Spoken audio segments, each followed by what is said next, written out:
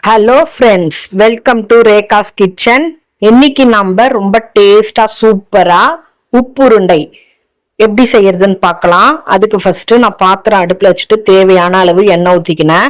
1 teaspoon கடுகு, 1 teaspoon கடலைப்பருப்பு, 1 teaspoon உளுத்தப்பருப்பு, ரெண்டுத்தையுமே நல்லா நம்ம பொன்னிறமா வதக்கிக்கணும். 1 பச்சை மிளகா, கொஞ்சோண்டு கருவேப்பிலை, 2 வரமிளகா போட்டு நம்ம நல்லா வதக்கிக்கணும்.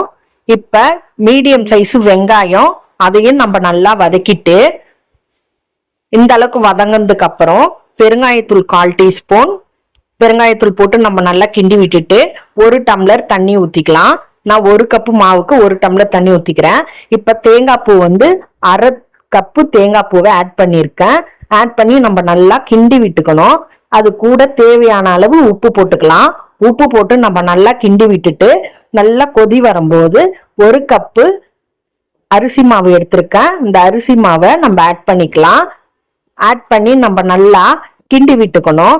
இந்த அளவுக்கு கிண்டனதுக்கு அப்புறம் இங்க பாருங்க, நான் நல்லா கிண்டிட்டேன்.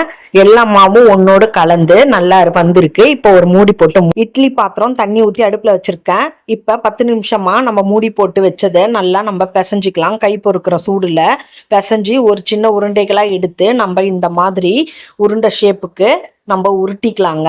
இங்க பாருங்க, நான் ஷேப்பா உருட்டி எடுத்திருக்கேன் பாருங்க. இதே போல நம்ம எடுத்து ஒரு பிளேட்ல வச்சுக்கலாம். மறுபடியும் நான் கொஞ்சம் மாவு எடுத்து அதே போலயே நான் ரவுண்டு ஷேப்புக்கு எடுத்துக்கிறேன்.